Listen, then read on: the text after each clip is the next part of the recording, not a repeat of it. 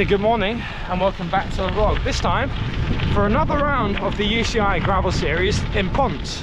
About 2.5 hour drive southwest of Girona. My third attempt on the UCI series, this time on roads that I've got used to. And that is the purpose of today, which is to ride some of the course and see what we're in for. How are the sensations, Sammy? Oh, not bad. Yeah. Legs a little stiff, but only 1 minute into the ride, so it probably explains it.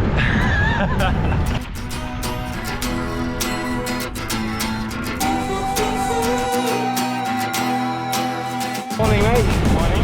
What's the plan today? What are we doing on the bikes? Doing a bit of a warm-up today. Yeah. Putting some tension on the legs. Nice. Somewhat similar to Kansas. Yeah. Exactly like Kansas. I mean, I must admit, the grub was pretty mint. Like, it's nice. We've got 5 guys traveling out together for this one. We have Didi, we have Sammy Monday, we have Sam Andrews from the UK, and Andy Leidick, who came with us to Denmark. This ain't no gravel. Come on, man. Bit of hiker bike? Yeah, a little bit, huh? Nothing like it. Love it. You love to hate me, baby, when I'm down. Yeah, I'ma do what I want. What you think about that? Don't need your help, just need myself. Yeah, hold me back, 'cause I'm stepping on the gas. Hi, Lawrence. You love to hate me, baby, when I'm down. On our way back from the recon now, headed back to the apartment. Gonna have some lunch, check the bikes over, and then head back into town later for sign-on. Didi said he's going off on stage, mate. Are you going off on stage? No, I'm not that lucky. I'm not that special. Bubbles over my head, I think I'm floating again. Such a sucker for everything I don't. I thought it would make sense to run through a little bit of our fueling strategy for the race tomorrow, as fueling for an event over 5 hours is completely integral to how you get on. To Mr. Sturkey himself, right? Am I right?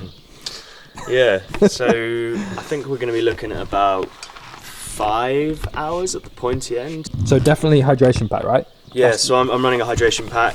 I've got 4 electrolyte tablets. Yep. I've got 2 750ml bottles with 180 grams of carbs in each one. Nice. Which I'll kind of sip over a few hours. That is a lot of carbs. It's a lot of carbs, but I'll have a bottle over a 2 hour period with some gels to top it up. Just so I'm hitting roughly around 100 grams of carbs per hour. Look at that stash. So from Sturker, so I've got caffeine gels, so I have one of these at the start. Our nitro gels here, which contain natural nitrates, so these are going to be really useful for this race because it's going to be very punchy.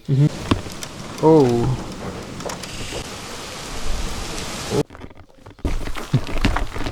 Surface check, Samuel. What do you think?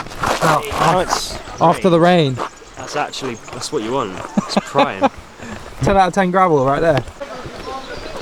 So it turns out we missed our slot. Well, we missed sign on completely. It closed at 7. Tomorrow's early start has just got a little bit more early. Who can we blame that on?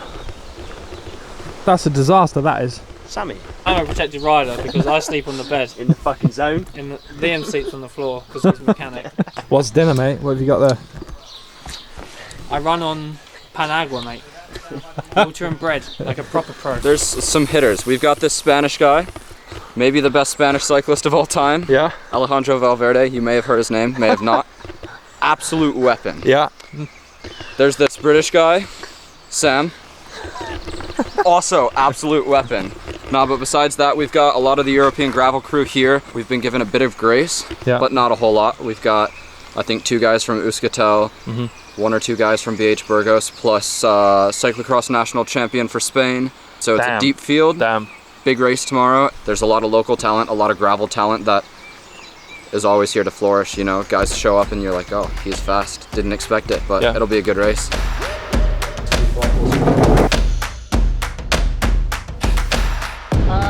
It's early. The sun has just risen. It's before 6 in the morning, about 6. First climb to it, I think. Yeah, it is a bit, eh? Might be regretting the 46 tube shit, mate. Yeah, that was brave. How's it going? Right, so here we go, Ranxo 2023. The start was going to be completely integral to this race. Luckily, we did a recon of the first climb. The first climb comes within a matter of kilometers, so the only thing that was going through my head in this moment was move up, move up, move up. I started a little bit too far back. I didn't get gridded. There was absolute carnage lining up. And as you can see here, I'm making fairly good progress going up.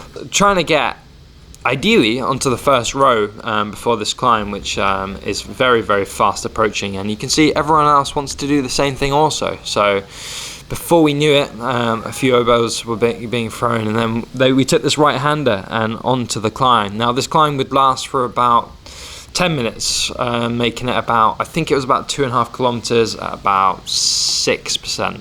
So pretty mean of the race organisers to put it so early on the day, but it was definitely going to be the thing that shaped the rest of the race. As you can see, the age group world champion coming past me here, and not showing much regard to anyone else. Rolling up this climb, I started pretty well, I must say, on this climb, and kind of settled into a rhythm. I knew it was going to be a max effort. I needed to be really doing the best I possibly could to stay in the front group. And as you can see here, just cresting, I was just off the back of where I wanted to be. Alexis Roach coming past me here. We were literally about 40 seconds back from where I had hoped to be, but here cresting right over the top now. Trying to recover on this little descent, really, really technical in and out, trying to overtake a few people here and there, not fly off the edge. You can see the surface was really, really mixed. This bit was pretty gnarly. If it does look mad, it's because it was. The first bit of this race was absolutely nuts. I think everyone was aware that it was so important, so integral to the race. And right here, my chain falls off. And exactly 1 minute later, I've cropped out. Exactly 1 minute later, I got going again. And found myself in a group that I shouldn't have been in, a little bit behind. So this is carnage, people missing the turns. Trying to rejoin the race route, and yeah, at this point we're about 20 minutes in, and I found myself at the front of this group, I think the third group of the road, and trying to limit the losses, really put my head down and close a bit of a gap, because we had free road in front of us. Now all of this bit we had reconned, so we kind of knew what to expect, and I knew at this point here it was going to open out. And I found myself looking back and seeing a group of about 25 guys behind me. And typical class mark organisers throwing in something to surprise us. This time a little dismount and under the motorway and back round. So I think a lot of people with their road pedals were a bit surprised by this section, but luckily, because we had done the recon, we knew it was coming up. To be fair, the pace was pretty good. I was just a little bit pissed off that I wasn't in the group with Alexis. And at this point, yeah, there was a crash. Poor guy kind of ate shit there just before going into this single track section. And this was the point of the race where, unfortunately, my bike started to let me down. A bolt came out on the rear mech. Little did I know, didn't think much of it. But then very quickly, I think the bolt had come out, and I realised that, yeah, my race was going to be over. I had to pull over and try and figure out what happened. Disaster. My God, getting a bit bored of this. The hanger cup that the skewer screws into has come off, which means my axle doesn't have anything to screw into. So yeah, kind of watch all of the field behind ride past and not be able to jump on the bike, and even just like kind of tag along and have a bit of fun. Making the way back to Ponce now. I think I'm about 15 kilometers, so I'm taking it easy. So lucky for me, right now I'm along this little canal and it's tarmacked, but this road ends here, and then I don't know what I'm going to do. I think I'm going to have to go hiking, but first jump over this fence.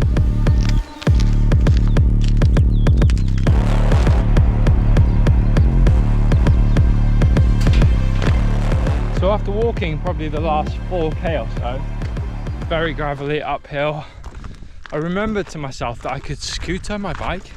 So you clip in with the wrong foot on that side and then just push off and then scoot as if it's a scooter. Instead of 5k an hour walking pace, you go 10k an hour. On the descents, I'm able to sit on the bike, which is really nice. Going over 7k an hour is quite a treat when you've been walking for so long.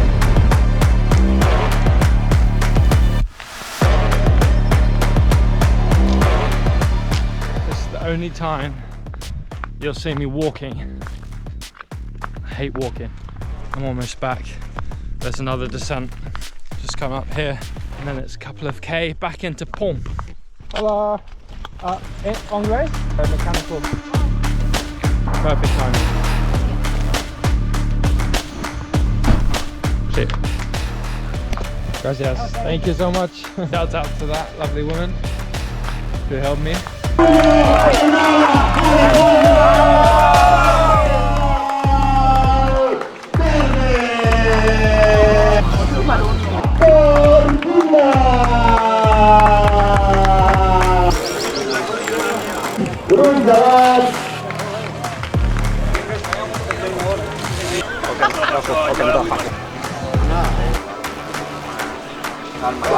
Here he is. You got another medal, mate? Must have gone alright. Tell us, you're in the front group with Valverde all day. How much fun did you have out there? It was actually quite fun. Like, I enjoyed it. It was just really hard, and it was just a long day of chasing. So anytime you had a small problem, chain fell off, on chase for 40k to get back. Yeah. And when Valverde went, everybody just went, he's won, we'll sit up. And then Ivan Garcia Cortina attacked with like 5k to go. Everyone, he can have second. And then the rest of us sprinted for third. And where did you come? 7th. Result, mate. Yeah. And you got some shiny gold. Yeah. Can do gravel worlds again. Yeah. Sensations. Bear Grylls coming out of the wilderness. Yeah, Ross Kemp coming out of wilderness. I've just been in my bath, mate. In the natural bath. Yeah. 4:90. Just a little one to go. Yeah, I'm tired.